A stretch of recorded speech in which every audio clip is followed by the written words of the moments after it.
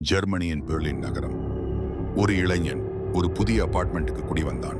அமைதியான சுற்றுப்புறம், வசதியான வீடு. முதல் மாசம் எல்லாமே நல்லா இருந்தது. ஆனா 2வது மாதம் சில விஷயங்கள் தவறாக நடக்க ஆரம்பிச்சுச்சு. அவன் வாங்கிய டூத் பேஸ்ட் மாயமாகிறது. குளிர்சாதன பெட்டியில இருந்த உணவுகள் காணாம போகுது.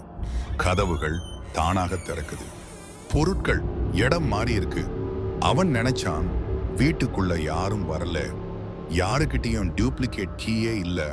அப்போ இங்கெல்லாம் எப்படி நடக்குது? ஒரு நாள் இரவு மேல இருக்கிற வெண்ட் திறக்கிற சத்தம் கேட்டது. அவன் மேல பார்க்கறான், யாருமே இல்ல. ஆனா அந்த இரவில தான் அவன் தூங்கிக் கொண்டிருக்கும் போது படுக்கையின் கீழே ஒரு டார்ச் லைட் ஒளி தெரிஞ்சது. அந்த வெளிச்சத்துல ஒரு பெண்ணின் கை தெரியுது.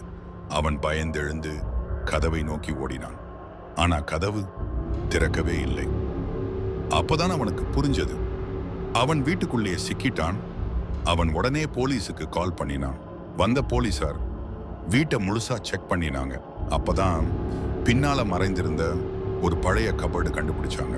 அதுக்குள்ள ஒரு மெத்தையும், தூங்குற இடமும், காலியான உணவு பாக்கெட்டுகளும், ஒரு பெண்ணின் பழைய போட்டோவும், ஒரு டைரியும் இருந்தது. அந்த டைரியில எழுதப்பட்டிருந்தது, நான் இப்போதும் இங்கேதான் அவனோட இருக்கேன். இத பார்த்ததும் அவனை பார்த்த போலீசர் கேட்டாங்க, இந்த போட்டோல இருக்கிறது யாருன்னு தெரியுமா? அவள்தான் 2016 இந்த சேம் அபார்ட்மெண்ட்ல வாடகைக்கு இருந்தவள். வாடகை காலம் முடிந்த பிறகும் வீட்டை விட்டு போகாம அதே வீட்டுக்குள்ளேயே மறைந்து வாழ்ந்தவள். அவன் இல்லாத நேரத்துல வெளியே வந்து உணவுகளை எடுத்துடுவாள், வீட்டையும் சுத்தம் பண்ணுவான், மறுபடியும் கபோர்டுக்குள்ள போயிடுவான். 3 மாதங்கள் அவனுக்கு தெரியாம அவள் அவனோடவே இருந்தா. இத தெரிஞ்சதுக்கு அப்புறம் அவன் அந்த அபார்ட்மெண்ட்டை விட்டு ஓடி போனான். ஆனா இப்போவும் அவன் சொல்றது ஒரே ஒரு விஷயம், அந்த அறையில் அவளை தவிர வேறொருவள் இருக்கிறாள், இன்னும் இருக்கிறாள். இதோட முடிஞ்சிச்சுன்னு நினைக்காதீங்க. இது ஒரு கட்டுக்கதை இல்லை. இது யாரோ உண்மையா அனுபவிச்ச திகில் சம்பவம். நீங்க இது போல இன்னும் பயமுறுத்துற கதைகள் கேட்டுட்டே இருக்கணும்னா சப்ஸ்கிரைப் பண்ணுங்க, பெல் ஐகானை பிரஸ் பண்ணுங்க.